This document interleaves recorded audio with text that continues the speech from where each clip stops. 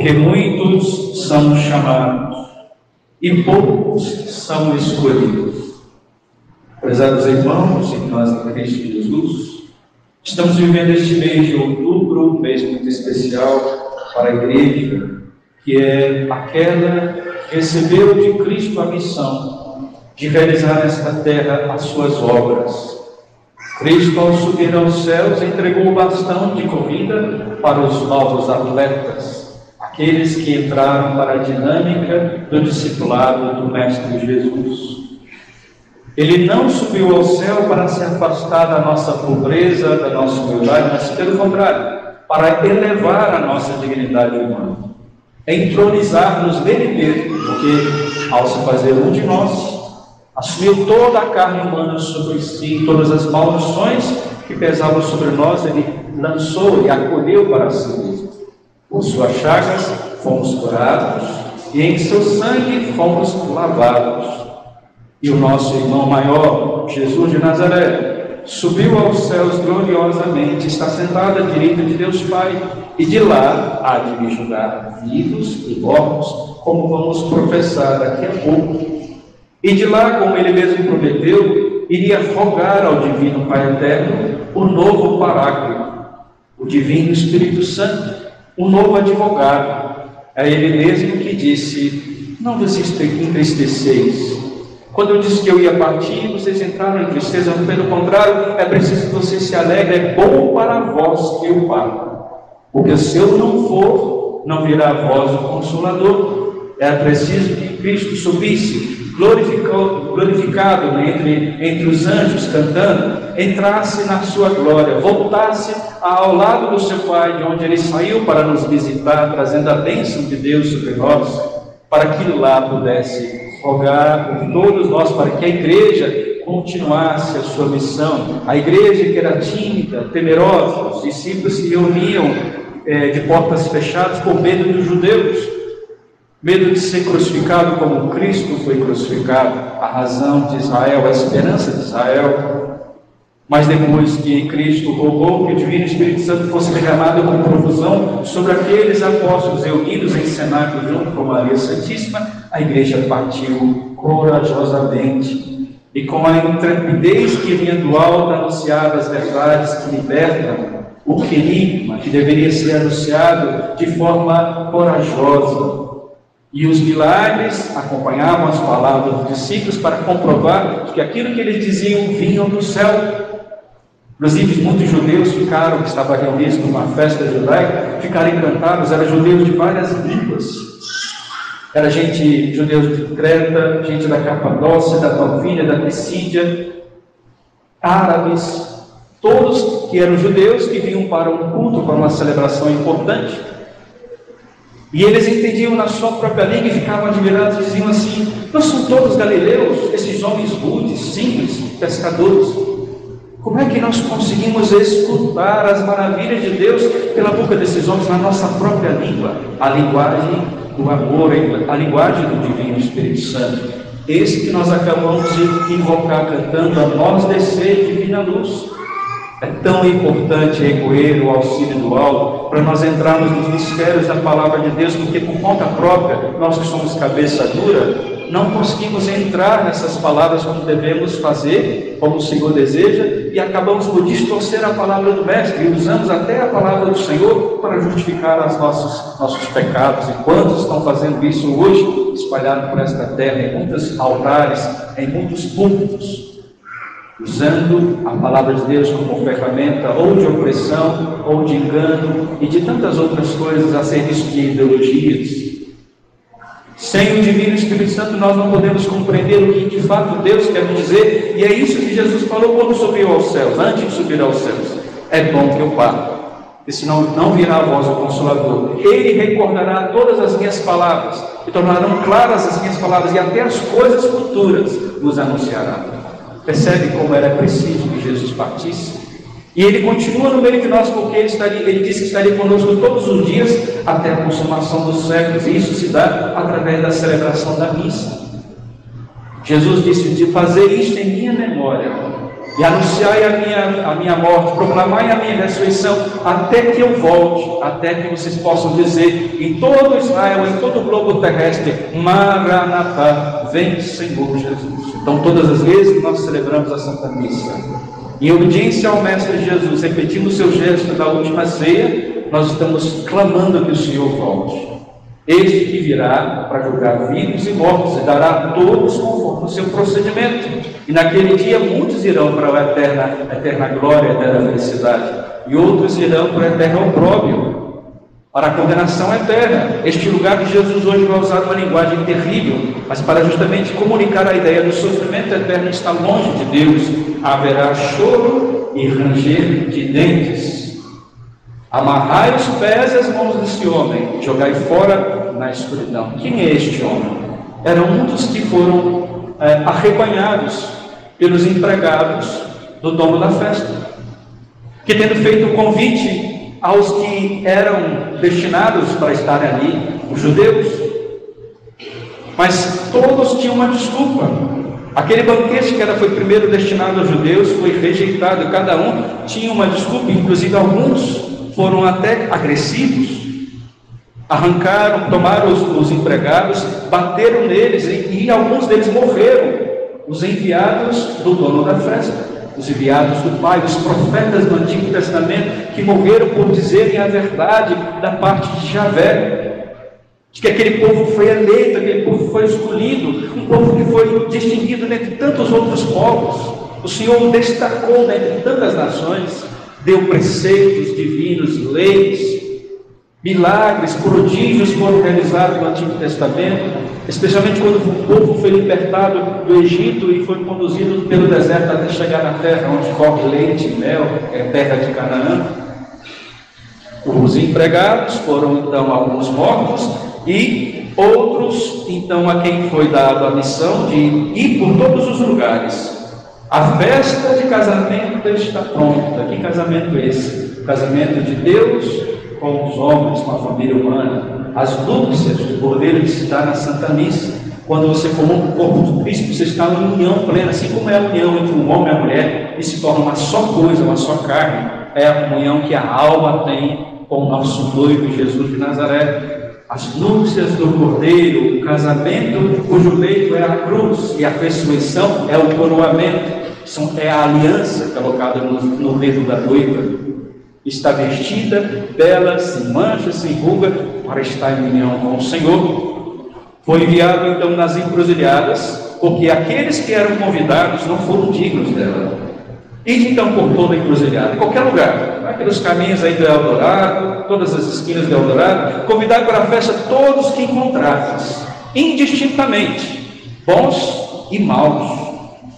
Os empregados então saíram, reuniram todos que encontraram, maus e bons, e todo tipo de gente, todo tipo de gentinha que somos nós. Todos nós que estamos aqui. Nós somos melhores do que aqueles que estão lá na desgraça, não. Nós não somos melhores do que aqueles que estão sofrendo com as calamidades do sul, da enchente. Nós somos melhores do que aqueles que estão morrendo de fome porque o rio está secando, os peixes estão morrendo e os botos estão entrando em desespero. Não. Não somos melhores do que aqueles que estão morrendo na faixa de Gaza, não. Mas como de Jesus, se nós não nos convertermos, nós pereceremos do mesmo modo. Bons e maus sentam a essa mesa do casamento de Jesus com a sua igreja. A sala da festa ficou cheia de convidados. E quando o rei entrou, para ver os convidados, cumprimentar um por um, que é o que Jesus faz quando ele está aqui nesse altar. Daqui a pouco ele vai estar sobre este altar. Quando você vier em direção a ele para comungar, ele vai lhe cumprimentar. Quando o sacerdote, o ministro disser corpo de Cristo, você vai dizer amém. Que você diga este amém sabendo que você está vestido adequadamente para este casamento. Nas festas comuns da sociedade tem, né? Geralmente quando a festa é chique, tem lá no convite um tipo de traje que deve usar, não é verdade? Pensa na vergonha você ir lá de uma sandalinha, uma roupa bem suada, num casamento onde está todo mundo vestido de beca, aquelas roupas super finas. Como é que você vai ficar envergonhado? Jesus vai cumprimentar um por um quando chegar aqui. E aqui não está falando de roupa material. Se bem que ele precisa se lembrar disso, que para estar diante de Jesus, não pode estar vestido da mesma forma que você vai à praia. Mas não se trata dessa questão de vestuário material. Se fala da vestimenta da alma. Como a alma está, se ela está bem enfeitada com as joias perfeitas que uma noiva precisa estar para um casamento, com as virtudes adequadas para sentar a esta mesa. Quando o rei então foi cumprimentar um por um, observou um homem que não estava usando traje de festa e perguntou-lhe: amigo, como que você entrou aqui? Ele podia dizer: não, me convidaram, estava lá bebendo cachaça ali no Eldorado, estava ali cometendo outros tipos de pecados terríveis ali, e chamaram uma velhinha, beata lá da igreja do Eldorado, passou, vai lá para participar da missa de sétimo dia, vai lá, vai ter a missa lá da padroeira. Sim, você foi convidado, mas você foi convidado para quê? Para uma festa. De que forma você tem que ir para uma festa? Tem que ir preparado. Você não é digno, você não era a pessoa mais santa, mas uma vez que você foi convidado pelo santo para sentar à sua mesa, você tem que se comportar de maneira à altura de não ferir aquele que é o dono desta casa. Como anda o seu coração? Como é que você entrou aqui sem entrar de festa? Como é que você entrou aqui sem fazer uma boa confissão? Há quanto tempo você não faz a sua confissão? Mais de um ano, já comete pecado mortal, porque o mandamento é confessar-se e comungar pelo menos uma vez por ocasião da Páscoa. Não fazer a Páscoa católico deixa-se automaticamente de ser católico. E aí, Jesus está nos ensinando através dessa parábola que não somos os melhores. Mas uma vez que eu, não sendo o melhor homem, mas fui dignificado, eu, Frei Pedro, não era o melhor dos meus irmãos, éramos 12. 6 homens, 6 mulheres. Dos 6 homens, eu não era o melhor. Mas uma vez que Deus me escolheu, Ele está me dizendo: olha, eu te escolhi justamente porque tu não presta, para fazer de você um sinal da minha misericórdia, para mostrar para outros que é possível transformar corações, que é possível fazer deste pequeno um grande, que é possível fazer, como disse Maria Santíssima, fez em grandes coisas o Onipotente, escolheu a menor de todas, porque Deus tudo pode. Ouvimos hoje São Paulo dizer: tudo posso naquele que me fortalece. Tudo, quando eu disse tudo, é tudo mesmo. Você é capaz de sair de qualquer situação, de qualquer enredamento. A profecia da primeira leitura fala isso, que Deus vai tirar, vai romper com essas cadeias, tirar tudo, porque Deus está reservando para nós uma mesa de delícias. O Senhor eliminará para sempre a morte, Ele acabará com a desonra do seu povo. E naquele dia, quando o Senhor desatar todas as nossas correntes, muitos dirão: este é o nosso Deus, esperamos nele até que nos salvou. Este é o Senhor, nele que temos confiado. Vamos então nos alegrar e exultar por nos ter salvo, e a mão do Senhor repousará sobre esse monte, onde o Senhor preparou um banquete de ricas iguarias, regado a vinho puro, servido de pratos deliciosos, do mais finos vinhos. E Ele removerá a morte, e a ponta da cadeia que ligava os povos Ele vai tirar, e a teia em que tinha envolvido todas as nações o Senhor vai desfazer. Tudo que te enreda, meu irmão e irmã, o Senhor é capaz de arrancar. Esta lama na qual você se encontra, o Senhor é capaz de purificar. Mas é preciso que você tenha essa atitude: eu quero caminhar em direção àquele que me convida a sentar com Ele. Eu não era digno, mas Ele quis me dignificar. Então eu sou um homem muito amado, eu sou uma mulher muito amada, a nossa família é muito amada, e por isso nós não podemos decepcionar o amor de Deus por nós. Vamos dar uma resposta. Se Ele que fez uma aliança conosco, derramando o seu sangue, nós devemos também fazer a mesma coisa que Ele fez naquela última ceia. Desejei ardentemente comer convosco essa Páscoa. Quando você for comungar o corpo do Senhor, não vai de qualquer jeito, vai com o coração ardendo. Vista a roupa do ardor de amor por Jesus de Nazaré. Deixa que o teu coração endurecido seja então enternecido. É enternecido. Coração endurecido é enternecido pelo Espírito Santo. Peça, Ele te dará um novo coração.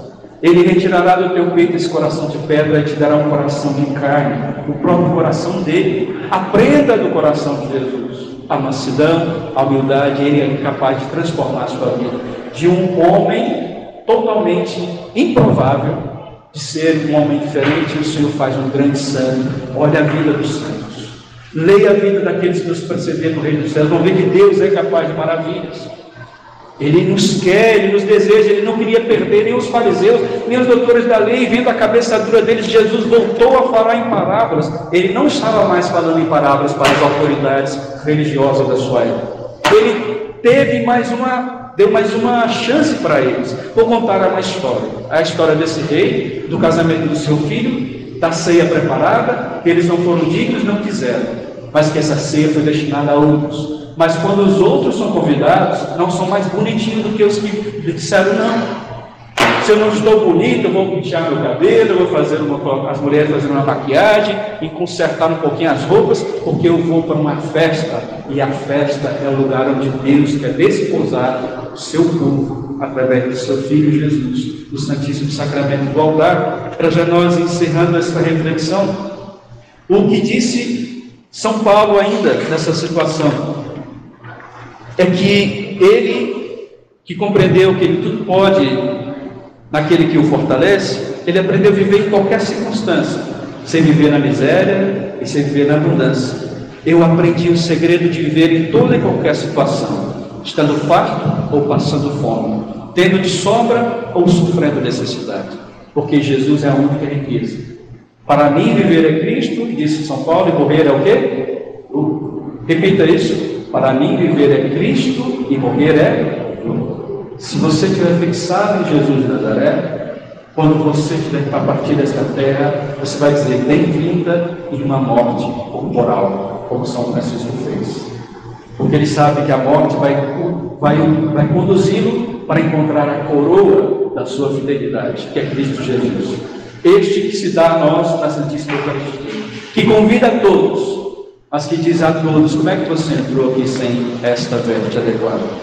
O amigo pôde responder, mas ele não respondeu. Pega seu folheto aí, número 13 do folheto. Número 12 e 13.